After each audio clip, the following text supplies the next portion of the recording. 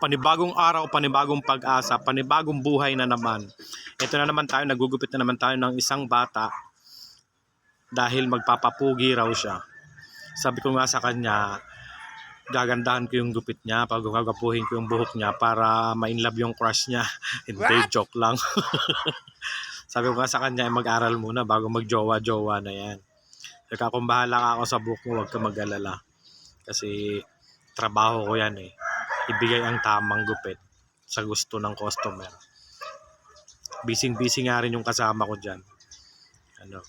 Medyo masungit ang kanyang ginugupitan. Oh, no! Kaya eto, relax. Mabait ng aking ginugupitan eh. Di ba?